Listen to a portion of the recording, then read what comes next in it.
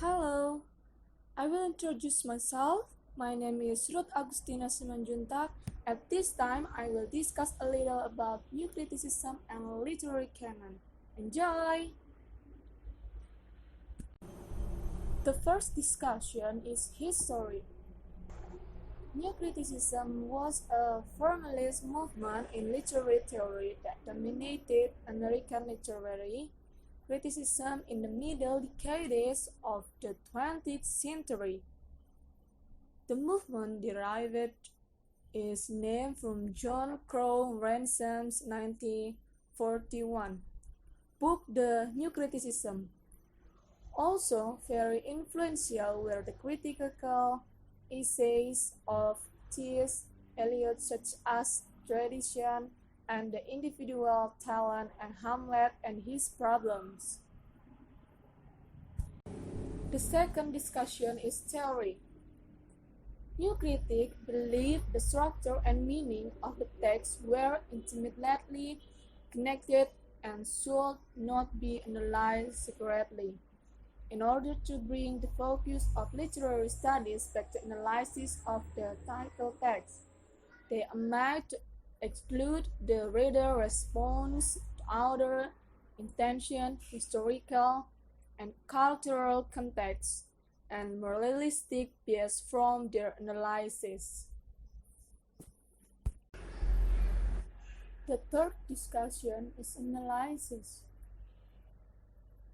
Literary criticism analyzes fiction, poetry, drama, and some types of nonfiction by considering case issues such as plot, character, setting, theme, imagery, and voice.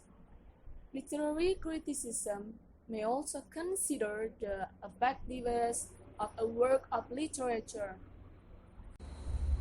The fourth discussion is critic position.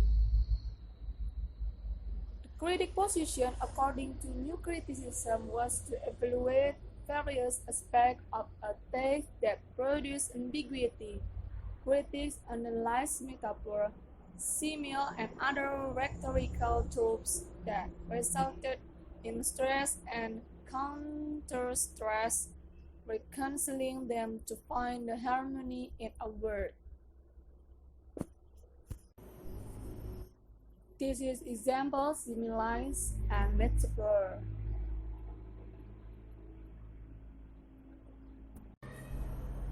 Through analysis, the critic could then tell readers how to interpret a text and what value was to be gained from reading a text.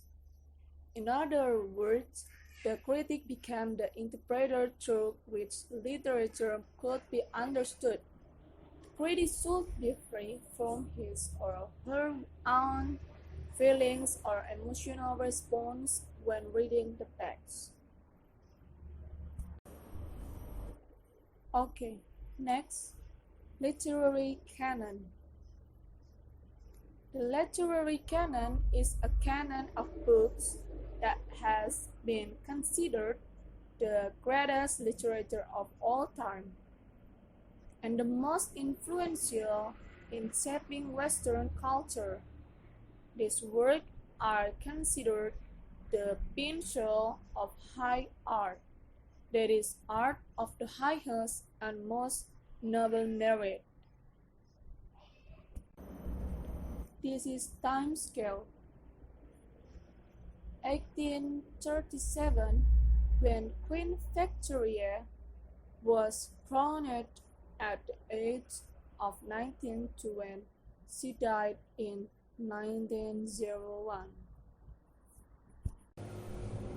This is influential writer of the period: Charles Dickens, Thomas Hardy, Joseph Conrad, the Brown sister, William Thackeray, George Eliot.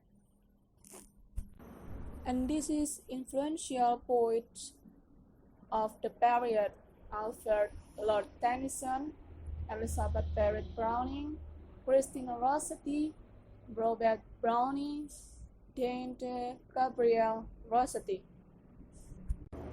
Next, common themes that religion, disease, love, society, social class, reputation, crime, marriage, cause, supernatural, rules of man and woman. Next, themes, society.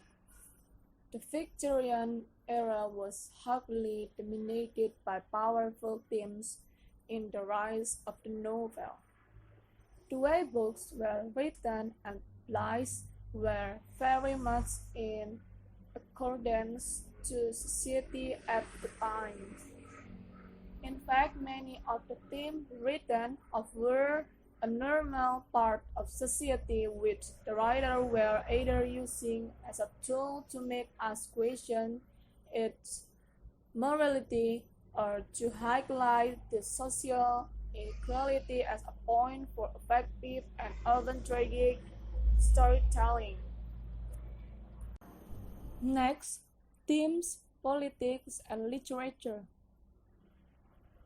Victorian literature was not just influenced by society, however, it was also influenced heavily by other political standpoints at the time. Charles Dickens included reference to politics within his writing and was also a great rival with William Thackeray. Shakespeare continued to be an influence to many writers in the Victorian period.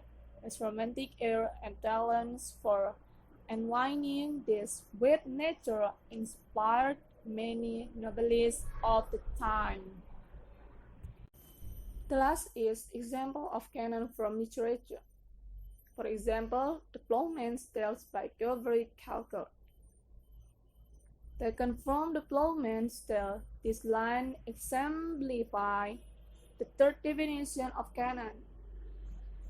Chaucer's canon includes the Canterbury Tales, for instance, but it does not include the apocryphal work, The Plowman's Tale, which has been mistakenly attributed to him in the past.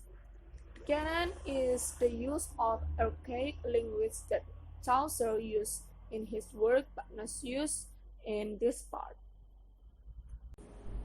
Okay, thank you. Hopefully this presentation will be useful for all the readers.